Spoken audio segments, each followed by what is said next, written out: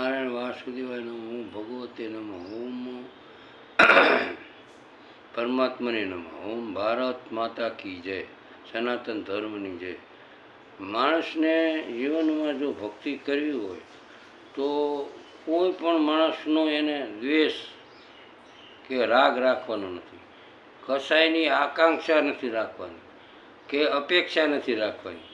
એને સદાય ફળની અપેક્ષા વિના સાંસારિક કર્મો જે છે એ કરવી અને ઈશ્વરને અર્પણ થઈ અને ઈશ્વરનું ભજન સદા જાગૃતિ રાખીને કરવાનું છે. માણસોએ પરમધામ પ્રાપ્ત કરવા માટે પોતાના સ્વ સ્વરૂપને જાણવાનું છે. હું કોણ છું, ક્યાંથી આવ્યો છું અને મારે શું કર્મ કરવાનું છે. એટલે જીવનમાં કર્તા ભાવનો ત્યાગ કરી અને ભગવત સ્વરૂપેનું મનન ચિંતન કરતાં કરતાં કર્મયોગી કર્મ કરે કે આ જે કર્મ થાય છે એ ત્રિગુણ માયાથી, સત્વ રજ અને તમ, એ ત્રિગુણ માયાથી હું કર્મ કરું છું અને અભિમાનનો ત્યાગ કરી, દેહાભિમાનનો ત્યાગ કરી અને કર્મ કરવાનું છે. ઇન્દ્રિયોને વશમાં રાખી વિષયોનું સેવન નથી કરવાનું. વિષયોનો જે વિચાર આવે એનો ત્યાગ કરી અને પરમાત્માનું નામ સતત સ્મરણ કરી અને ઈશ્વરનું ભજન કરવાનું છે. ભગવાનને, પરમાત્માને આપણું મન બુદ્ધિ ચિત્ત આપી અને આસક્તિનો ત્યાગ કરી જળ કમળવત આપણે સંસારમાં રહેવાનું છે. કોઈ પણ કર્મના ફળનું મમત્વ રાખ્યા વિના કેવળ ઇન્દ્રિય મન બુદ્ધિ દ્વારા થનારી સઘળી ક્રિયાઓ આસક્તિને ત્યજી અંતકરણ શુદ્ધિ માટે કર્મ કરવાનું છે.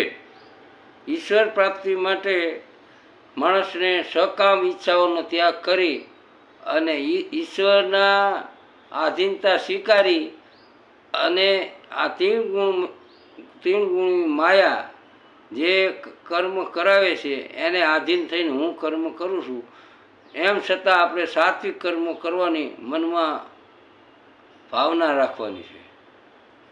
સચ્ચિદાનંદ ધન સ્વરૂપ છે એ એનો અંશ સ્વરૂપે આત્મા મારા હૃદયમાં નિવાસ કરીએ છે એવી સતત જાગૃતિ રાખી અને માણસે કર્તાપણાનો ત્યાગ કરી કર્મોને ફળના સંયોગ સર્જ છતાં એમાં આસક્ત ન થવું અને ત્રિગુણી પ્રકૃતિથી જ આ કાર્ય થઈ રહ્યું છે એવો દૃઢ સંકલ્પ કરી અને જગતમાં બધા સાથે સદાચાર કરવાનો છે. બધા માણસો સાથે પ્રેમ આનંદ સાથે વર્તન કરી અને તત્વજ્ઞાનને ધ્યાનમાં રાખી પરમાત્માના સ્વરૂપનું સતત સ્મરણ રાખી અને કર્મ કરવાનું છે.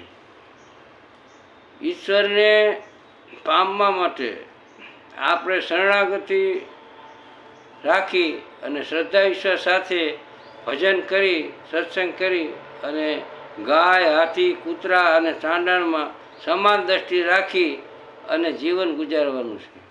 મનમાં સમભાવ રાખી અને નિર્દોષ ભાવ રાખી અને પરમાત્માનું ભજન કરવાનું છે. અને જે પ્રિય પામીને હરખાવાનું નથી, અપ્રિય પામી અકળાવાનું નથી. તીર બુદ્ધિ રાખી સંશય વિના પરમાત્માનું એકાત્મ ભાવે ભજન કરવાનું છે.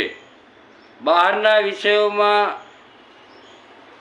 મન જાય તો એ વિષયોને તરફ મન વારંવાર જાય તો એને સમજાવી ફોલાવી અને એને દ્રષ્ટા બની અને એને ઈશ્વર સ્મરણમાં આપણે રાખવાનું છે.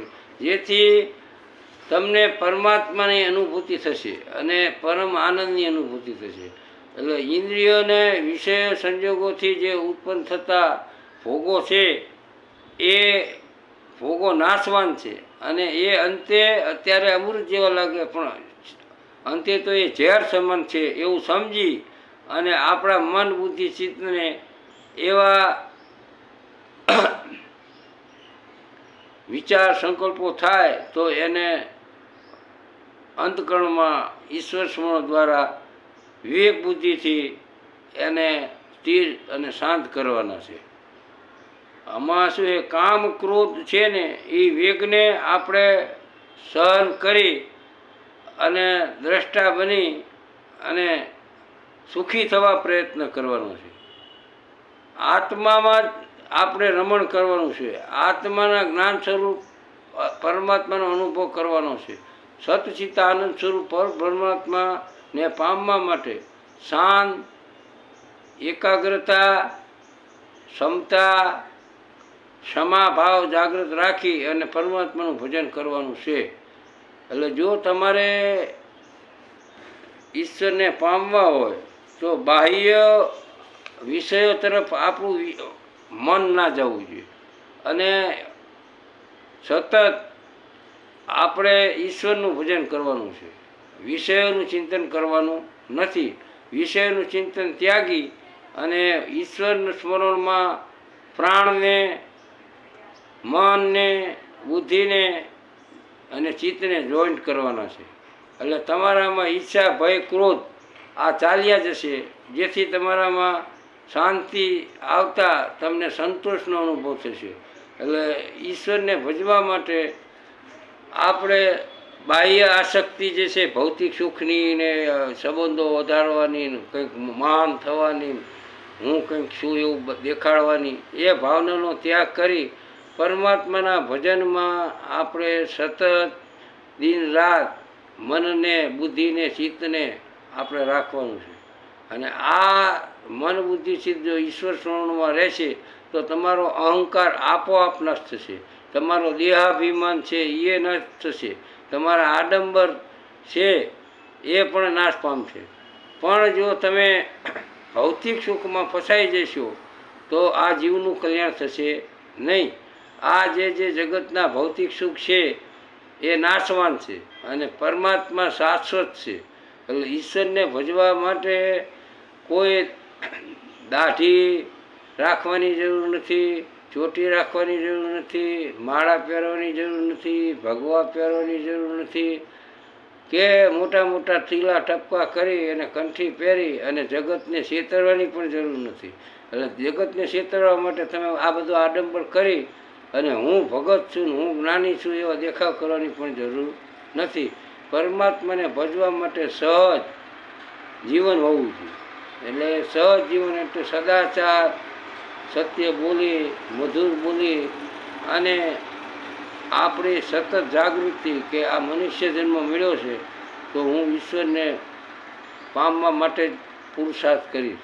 અને આ આત્માને ઓળખવા માટે આપણે સતત વિચાર કે હું કોણ છું, હું ક્યાંથી આવ્યો છું અને ક્યાં સુધી આ જગતમાં રહેવાનું છું. અને આ બધા જે માન, પાન, સન્માન, સંબંધો એ ક્યાં સુધી શાશ્વત છે.